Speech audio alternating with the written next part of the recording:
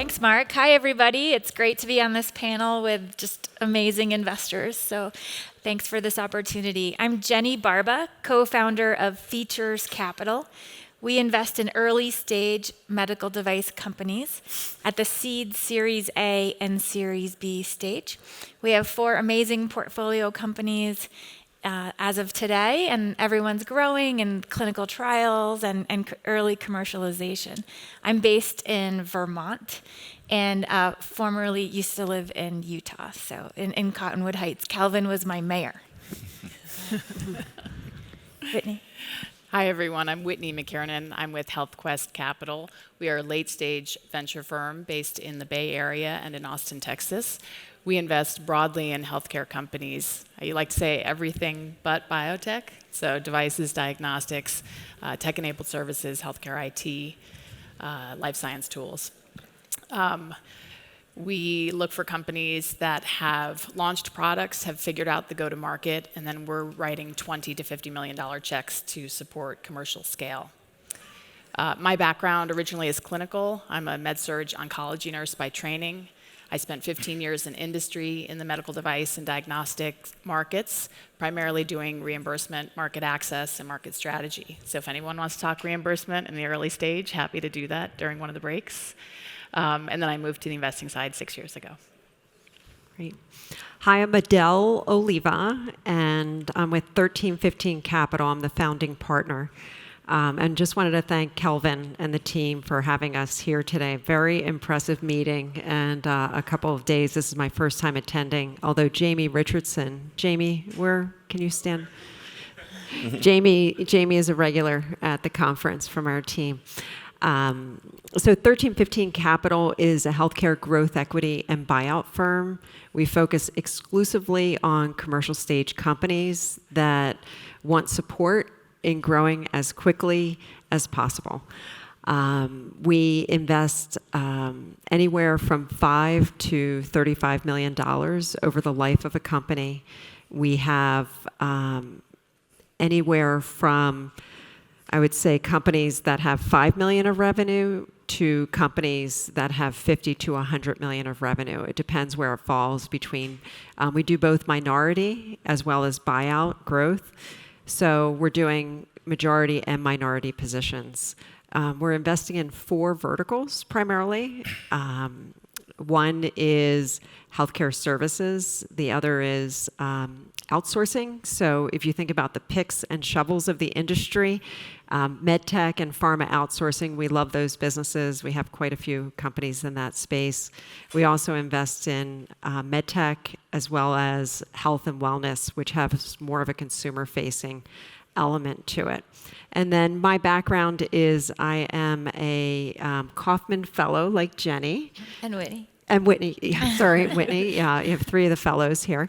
I started in the industry with a firm called Apex Partners. I had come from Baxter Healthcare, where I did marketing and business development there, and founded 1315 Capital 10 years ago.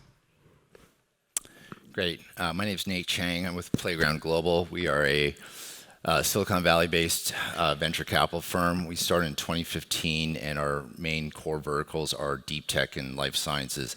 Within deep tech, we focus in space, robotics, AI autonomous, quantum computing, and decarbonization. And in life sciences, we focus at the intersection of engineering biology. And so we look at foundational tools like Ultimate Genomics, which we led in 2019, but then backing founders who are bringing these foundational tools plus other disciplines like AI and machine learning and building platform therapeutics companies. We typically invest at the seed Series A level rounds, and we're deploying capital out of a $410 million fund, which we announced in December of 2023. Prior to joining Playground, I started my career at venture capital in the corporate development group at Andreessen Horowitz, focused on their bio fund, which looked at the intersection of health tech and life sciences. And then prior to venture capital, I spent 14 years in healthcare investment banking. I started at Credit Suisse and also spent time at Morgan Stanley and RBC Capital Markets. And thanks to the BioUtah team for having me on this panel. Thank you.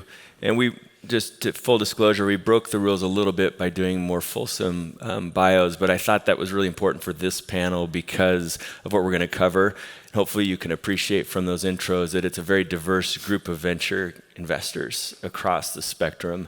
So you're going to hear a lot of different perspectives about companies at different stages in their life cycle. Some of our questions are going to be, you might call them softballs, but because in part we recognize there are some in the room who are at the very beginning of this process or thinking about it, and we know some of you have already been through this multiple times and could come up here and share your thoughts as well. So we will start with a softball for Jenny, but we're going to expand and see where this takes us. The first one is, why do companies raise capital from venture funds? When, why should they, why shouldn't they? What are the considerations? Sure, I think that's a great question, Marc. So how many CEOs or founders are in the room, just by a raise of hands, so we have a sense? Oh, great. And I'm a big lists person. I love writing lists. And so this would be just a great activity to do. Why would you and why wouldn't you? Okay, so why would you raise money from venture capital? You're looking to grow or scale, or you need to fund a clinical trial or build prototypes and R&D. And maybe you've already had tremendous luck with non-dilutive capital, with grants, SBIR, NIH funding, foundational funding, and you need to hire a team, or you need to bring on consultants. And you've already done some friends and family, maybe a pre-seed, convertible note, and now is really that time to showcase to the world, or maybe stay in stealth mode for a little bit too. But really to get to a value inflection milestone. Taking on equity from venture capital, also is giving up part of the company, the ownership. So also thinking about your ownership structure and where you want to grow to, the next 5 years, 10 years, and to really be here for the long haul. I think it was Fred that said that you want to be the last one standing, and what's it going to take to get there? How much capital will you need to achieve all of the things you want to do? So that's where venture and the different types of venture come into play with the growth of your company. Yeah, it's interesting. We were talking backstage, and you really do have to think through that. And I have many times said you should probably just keep going on your own. There are many examples of that, but there are also many examples of when you can have a partner that has so much pattern recognition around your industry, your stage, if you're looking to do tuck-in acquisitions and provide support. And I really encourage people as they're looking for a partner to find out how the value can be added from those groups. Just an anecdote is we've been talking to one company since before COVID 2019 and met with them recently. They tried to have a banker process. It didn't work because the markets turned as they were finally launching. And this gentleman's been running the business for over 10 years. He had taken it over from his parent, his mother, and he knew he had to get to 50 million of revenue in order to sell. And he's growing at about 15% a year. I said, well, that's a pretty long time in terms of the rest of your life. Is there the opportunity to partner with a firm, help us give a different perspective, help us think through tuck-in acquisitions, provide growth capital, staff up, and really build it, hopefully in the next 5 years, to 50 million from 20, versus taking 10 to 15 years to do it. So I think there are a lot of great opportunities to partner, but you have to think through it and pick your partner carefully. Yeah, please. Sorry, I would also add a lot of investors that you engage with have deep Rolodexes, and you want to bring in operational experts, because if you're a young founder, we deal with a lot of young founders that are coming out of their postdocs and they've not even had an industry job. And so as they think about business development, capital formation, and even subject matter experts, and say even finding, for example, antibody binders, you want to tap that network of the venture capitalists that you're engaging with. And as one of the CEOs mentioned in the prior panel, it's a people business, and so that's like probably 80% of how we think about who we back, who we bring into to work with our portfolio companies as well. Yeah, I mean, the one other element of that is introductions to customers, which a lot of VC firms can help to do because of this network effect that they have. We end up doing that as like our number one function for our portfolio companies, is making introductions to providers and health systems. So lots of, I think, opportunity to leverage the network and the team of your investor partners. Yeah, on the company side, when we get asked by clients, when should we start talking with VCs, we say now.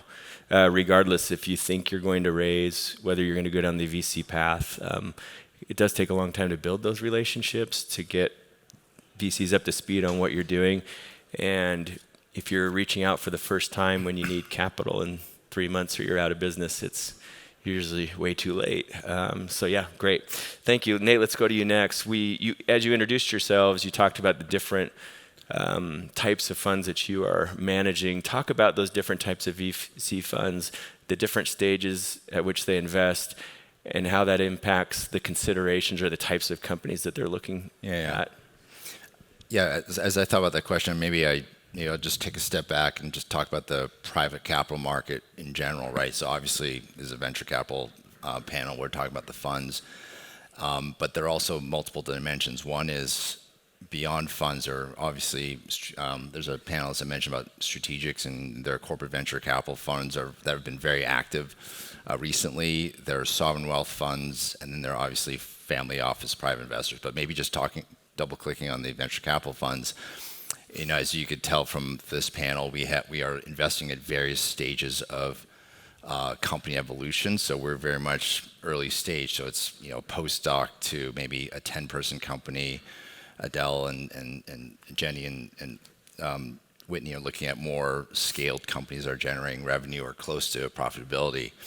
But then funds also, that you look at companies from stage of development, from evolution, but also they're funds that, frankly, there's a flavor of the month. We're very much focused at the intersection of engineering biology, which includes AI, ML, and people would brand us as a tech bio fund. I hate that term, but it is what it is. But there are a lot of new tech bio funds out there. Andreessen, Khosla, Lux, 8VC, which are all these new upstart funds that are focused at the intersection of tech and biology. There are traditional venture capital firms that are focused in biotech. These are the OrbiMed, Sofinovas of the world, more mid to late stage. And then there are specific sector funds that are focused on med tech, tools, diagnostics, health tech, et cetera. There's also, within the sovereign wealth funds, the Qatari Investment Authority has been active, Temasik's been very active.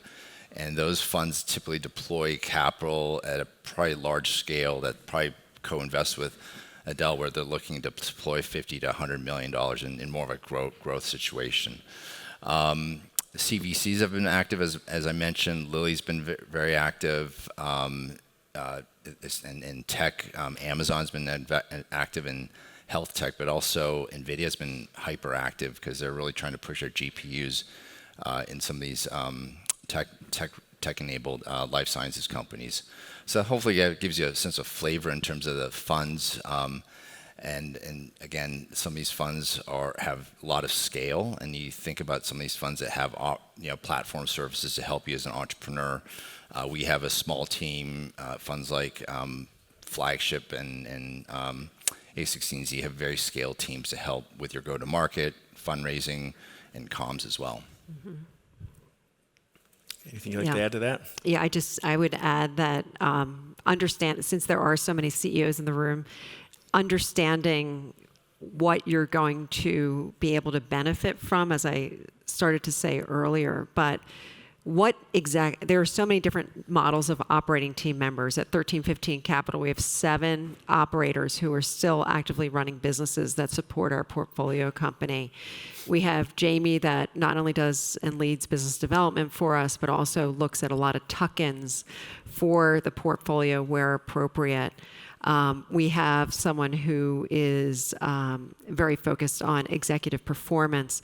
So with scale, sometimes the firms are able to provide a lot of resources to the different entrepreneurs, but there's also, I think, a huge benefit to some of the smaller firms early on because they have that pattern recognition by the founders, like Jenny, for example, has a lot of pattern recognition and arm in arm with you with specifically what you need to be thinking about in the watch-outs.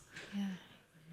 And to double click on that, each VC firm is different. And especially if you're starting to raise from family offices, et cetera, understanding where the fund is in their life cycle. Are they raising? Did they just close in December? And also looking at their existing portfolio to see, are they doing cardiovascular? Are they doing neuro? Do they have that expertise in-house? Or is one of their portfolio companies a competitor? To really do that research behind the scenes before the initial conversation, and then also trying to understand who who may already know them, and it's a relationship. Long-term relationship. Some of these relationships last longer than marriages. So, these are the people who oftentimes you're calling late at night when there's something really important to discuss, and understanding what moves that investor. Why are they investors, and why would they want to partner with you? One other thing too. Some funds are unicorn funds, right? They've raised north of $1 billion, and they have to deploy at large chunk checks, like 25 to 50. So some founders, entrepreneurs, and board members are very dilution sensitive, and if you're not going to, fine, everyone wants the capital, but it comes at a consequence. So just think about that in terms of some of the unicorn funds, because they're going to try to underwrite $100 to $200 million rounds. I think it's also important to keep in mind that the different types of venture funds and the different stages at which they invest are going to influence the things they're looking for when they speak with founders. So corporate venture funds sometimes invest very differently. Sometimes they invest in alignment with their business units, and sometimes they invest in white space, or both. Jenny, as an earlier stage investor, and Nate are looking for different things, different proof points. You're looking at clinical proof points often. As a growth stage investor, we're looking at more kind of commercial proof points. And in particular, does the team that's been assembled, are they capable of executing on scaling a company? And do they understand all of those components? And so I think that's also important to keep in mind. One other point, there obviously, pre-pandemic, there's a lot of cross-border investment from Asia into U.S.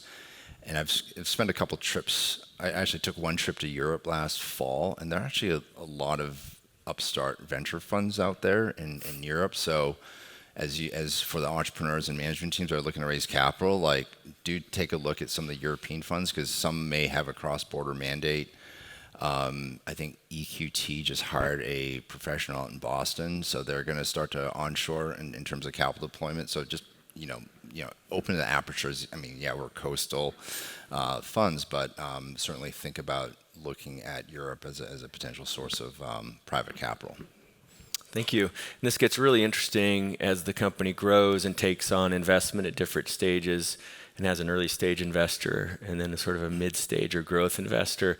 From the company side, it's really important to understand what those investors' objectives are in terms of liquidity and the timing of that and the multiples that they might be seeking. It does become pretty interesting to juggle all of that as an operator, as a founder, as you're driving the company forward and making sure that all those different groups are aligned as much as possible.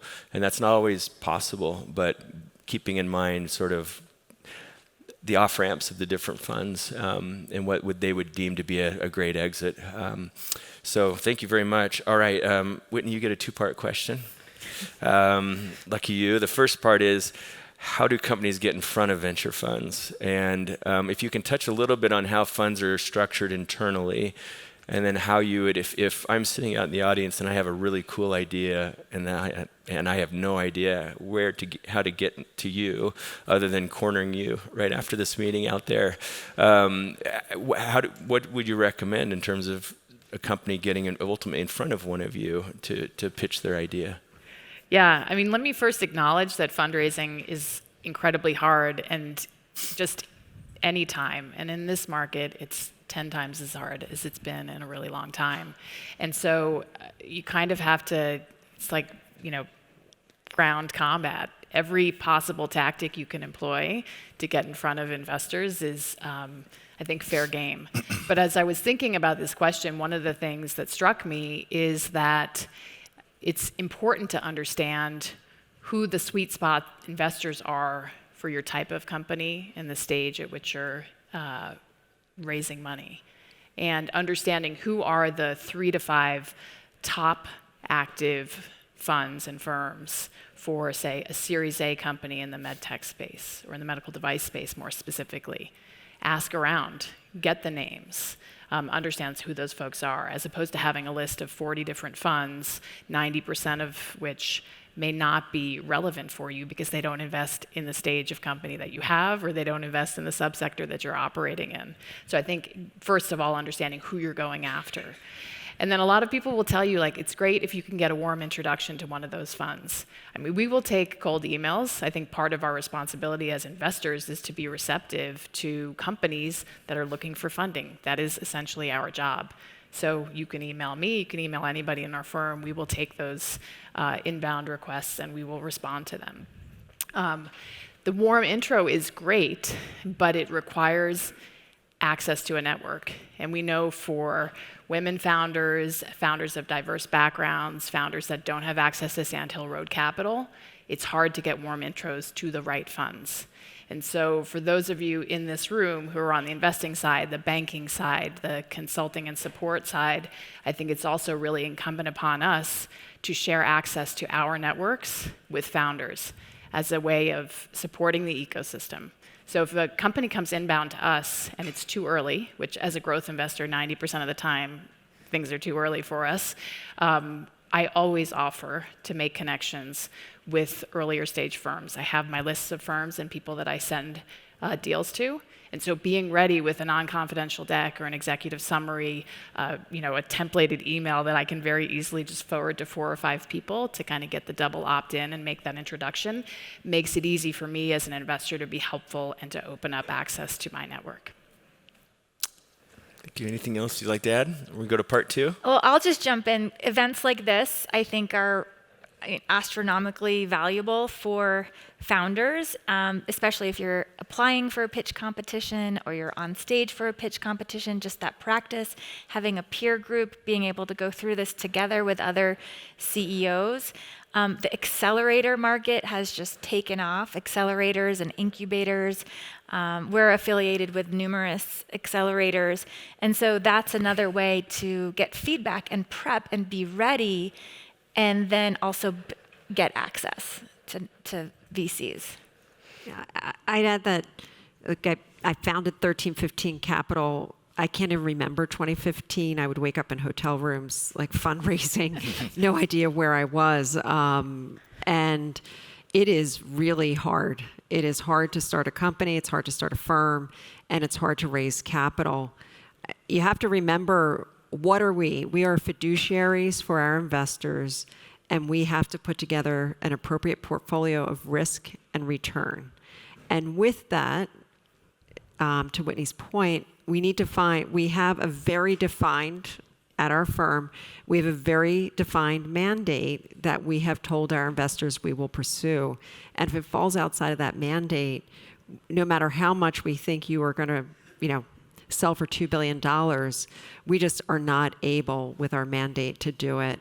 So all you have is your time, and I think it's important to, and I had to do this with fundraising, quickly sift through who it's a fit, who it's not, and then just remember they're looking for a risk return to ultimately make money.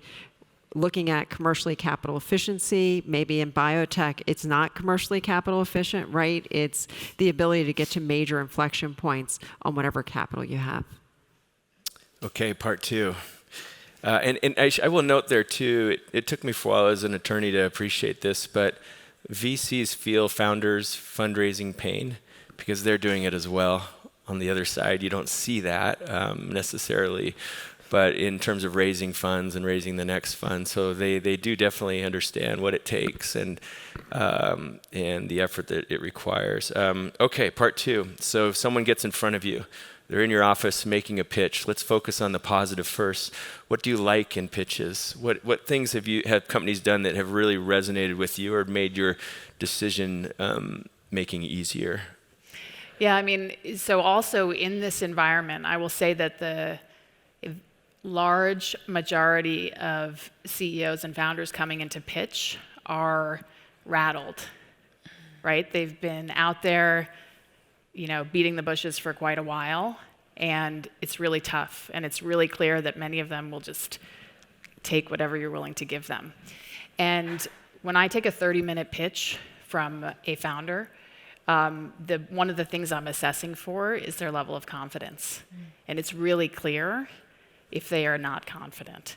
And so one of the things that I love, and I see very rarely, but I wanted to share it because I think it's like every time I see it, I'm like, I want to give them a high five through the Zoom, is founders who actually have questions for me as an investor, who are pressure testing the relationship as opposed to just saying, here's what we have to offer with our company. It's what can you give us? And I think Adele mentioned this before, like besides the check, besides the capital, what is your value add as an investor? Have you invested in our space before? And if you haven't, why not? I get that a lot from women's health investors because they don't want to waste their time with firms who are not open to making investments in that space. And so when I get like 3 or 4 of those questions from a founder on a pitch, it signals to me that they know what they want, that they're trying to build not only their team within their company, but their investor syndicate as a group that can support them more broadly. I'd add 2 things to that. You're so spot on, Witney. One is we probably have 20 questions that all of us ask over and over again. Have the FAQs down and really practice and be very efficient with your response. Our firm, we do this with our fundraising. We really try to be direct. And then if they ask a follow-on question, you can get into more detail. But nail the 20 questions that you're going to hear over and over again and keep notes of what the questions are. And we also do this when we leave a meeting. We say, we could have done this better. We could have done that better. Did you see the body language? The other is there's a great YouTube video, Amy Cuddy. She wrote a book on presence. And it talks about verbal communication, visual communication, and how you're presenting yourself. And one of her points was about confidence and how someone communicates. It's a very quick watch, and you'll get a lot out of it. And it's something we encourage a lot of our team to make sure they understand how they're verbally and physically communicating when they're doing a pitch. And I'd love to compare notes with Nate, for example. He's in Sand Hill Road. He's getting pitched 1,000 times a day, and every, especially in the seed and early stage, there's the other VCs beyond just Sand Hill Road that are eager and open and might have a little more time to connect, but also the fact that, you have to show oftentimes, just like when you're writing a grant to get SBIR, you oftentimes have to show that you've already done it with being scrappy, bootstrapping, bringing on the right team members, thinking about your SABs, your KOLs, your board. And with that, we like to track and see if they've hit if they do what they say they're going to do. If we see a CEO who did what they said they were going to do and more, that's, you're starting to build a track record and a reputation. It's not just one pitch, but oftentimes it's many conversations. You start to see these patterns.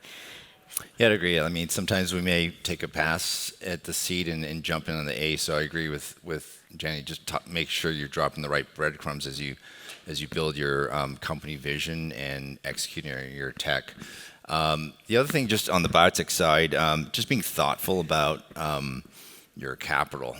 As Adele mentioned, it's a capital-intensive upfront business, and how are you going to, deploy capital towards R&D, your platform tech, IP, your path to your IND, and then and clinical development beyond that IND. So I think being thoughtful about that, and there's certainly a lot of advisors you can engage on. I know it's not easy running all the detailed math on your financial forecast, but we are going to certainly look at that as you guys, as companies start heading towards a clinic. Can I ask Nate a question? How long Yeah. do people, entrepreneurs, get when they're presenting to your team?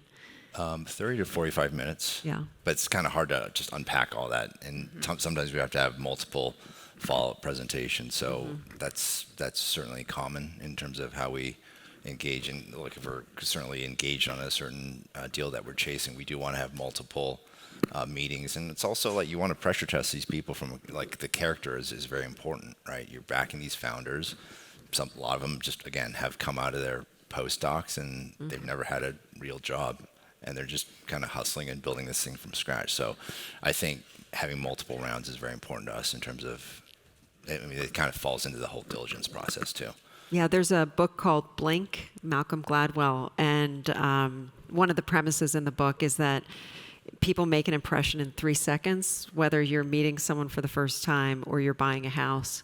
And it's that initial, so 30 minutes is actually a lot of time to communicate in a really compelling way. How long do you give? If someone comes into the office, we'll give them the full hour. Yeah. Just because, yeah, They're they're there. Yeah. We do so many things on Zoom. Yeah. We love meeting people in person, though. It makes a big difference. Okay, let's go on to our last question, then we're going to do a little lightning round and talk about Utah specifically. So Adele, this is for you. If you can briefly describe the venture capital financing process, just to give context for what companies can do to make that process go as smoothly and be as efficient and effective as possible. So now we're talking about you've decided that you're interested in investing in a company. You know, what happens from there? And then what can companies even be doing today, well before they even think about raising from a venture fund, to make that process go as smooth as possible? Definitely be prepared up front. You're going into battle. You want to make sure you have your armamentarium. And so you want to have information to answer those key diligence questions, whether it is market reports, everyone on the team's backgrounds. You really want to be prepared with your data room before you start fundraising, because there is a momentum to fundraising. We always talk about at 1315 Capital, the conveyor belt of opportunity. We have a massive amount of deal flow. There is a conveyor belt pushing, and the effect of all these deals coming in is whatever you're working on, we want 4 to 5 things that are equally or more compelling right behind it. So if you think about things in that way, you want to keep our attention, and if we're responding, you want to be able to have that next bit of information because we have time to work on it that day. So I think that's one of the most important things, is the momentum and the focus and being prepared when you're going into it. Yeah, I'd 100% agree with that. Pace is critical. And as the investor, I'd prefer that the company drive the pace because that keeps me going and responsive. And the data room point is really important. I would add to that, get advice, ask folks about what to put in your data room, because sometimes we see every document from the beginning of time, which I don't necessarily need to see, and then it's hard to kind of sift through what are the critical documents. So really being thoughtful about what goes in there and comprehensive so that investors can move through quickly. And I would also add, be upfront with some issues if you're dealing with issues, because you want to make sure that the groups are aware of that and comfortable with it before getting to a term sheet where it could potentially be uncovered post-diligence. So part of my role right now is working with a lot of our Series A companies in Series B fundraisers, which is probably the tougher place to be right now, because I think a lot of biotech companies that were funded, say, 21 to 22, that's just a different valuation market, and we got to work through some of those things right now.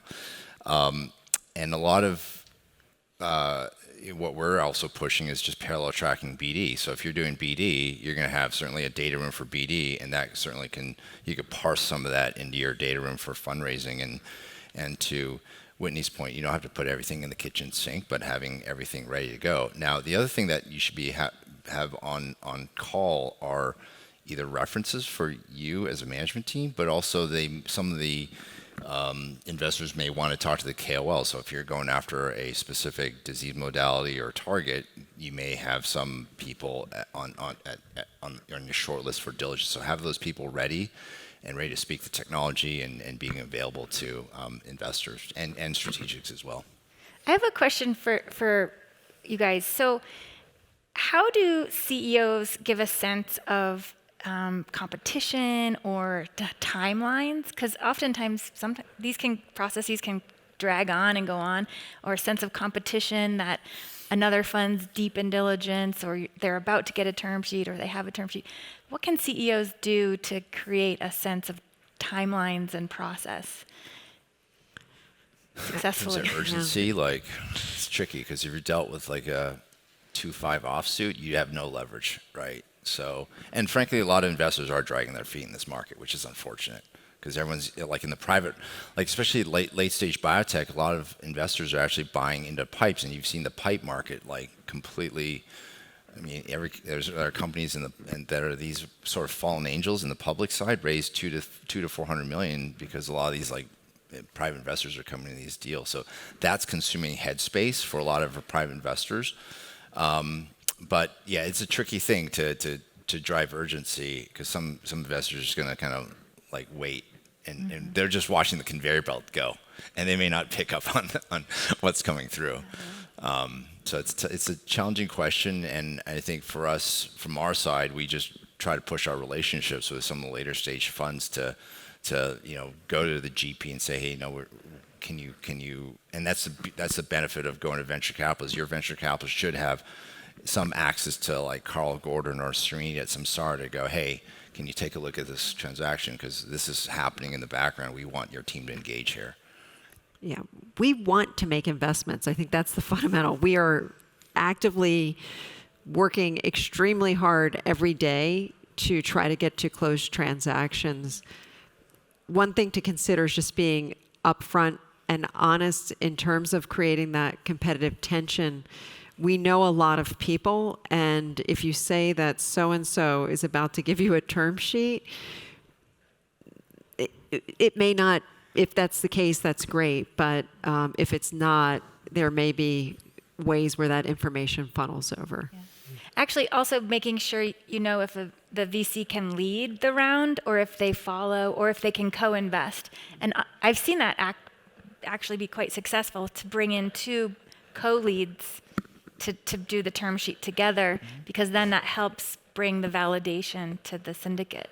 Yeah. And that's the other thing about follow-on funds, because you can actually pressure test your pitch with follower funds. Not to say they're not important, but they are certain funds that they just jump on other syndicates, which is a fair strategy.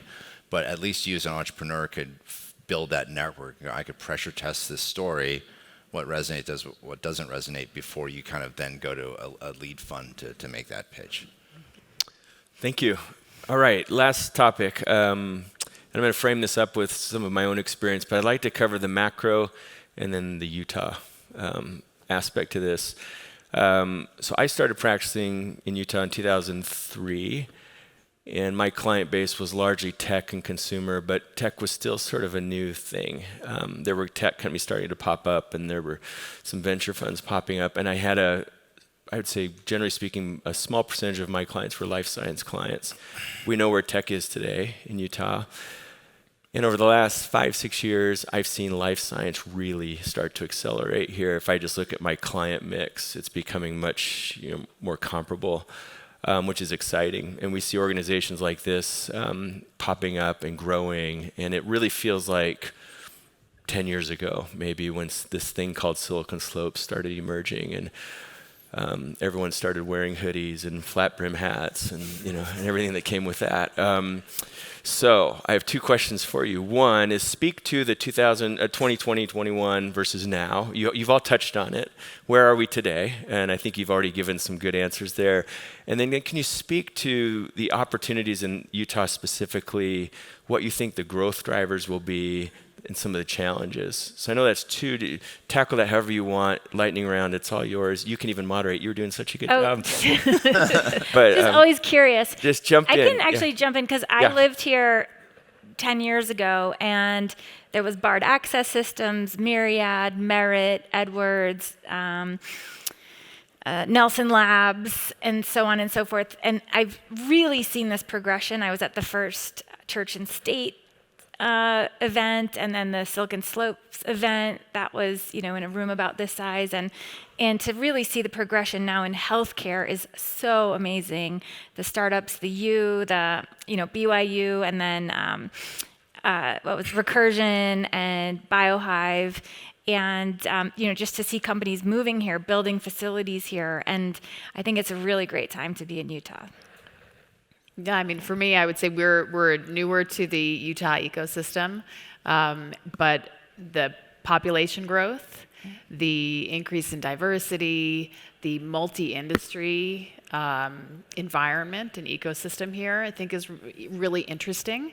Lots of cross-pollination, and I love it. I love to see emerging ecosystems in healthcare in particular, because for so long it was, Bay Area, Minneapolis, Boston, and now we're seeing Miami and Research Triangle and Salt Lake and Austin, and it's amazing because each has a different flavor in the types of companies that they grow up through that ecosystem, and the population that you're hiring has different lived experience, which in healthcare I think is amazing. There's so much mission-driven work within healthcare, so it's exciting to see what's happening in the Utah region.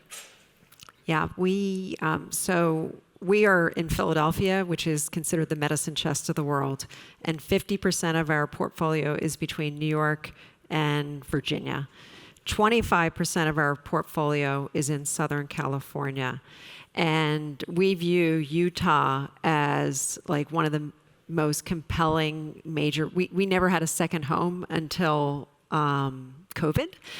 And we bought property here in part because I believe this is just an incredible place to do business and find opportunities. Jamie and I have been coming here for 3 years, 4 to 5 times a year, just pounding the pavements. We closed on $500 million in October, and we really hope in the next year or two that we have 1 or 2 major investments in this region. It's the 6th largest in terms of healthcare per capita investment. It's one of the top places in terms of job growth in life sciences. You're in an amazing market, and I think it's just wind at your back at this point. Well, I'd first start with it's the best skiing in North America. But I'm also going to date myself because one of the med tech deals I worked on at Morgan Stanley was we're trying to take America public. And for those of you in the med tech world that remember America, this was it's like a material science company that came out of the U. And that was like my first exposure to the U. We have not made an investment in the area, but we also have a lot of respect for what Chris Gibson and Dean Lee and the rest of the team have built at Recursion. We feel that is a phenotype of a biotech company built for the future. And as we think about other industry hubs, it spills out talent. So we think there's going to be a very good, strong talent in the area, and we want to double down in this area and spend time here. So, thanks, everyone. Yeah, I'm personally thrilled to be a part of what's happening here. It's been really exciting, and it's just fun to see the growth and look forward to where it's taking us. Thanks to each of you. This was a great panel. I learned a few things myself listening to you all. I hope you all got something out of this, and afterwards, if you have questions, feel free to reach out. Thanks again.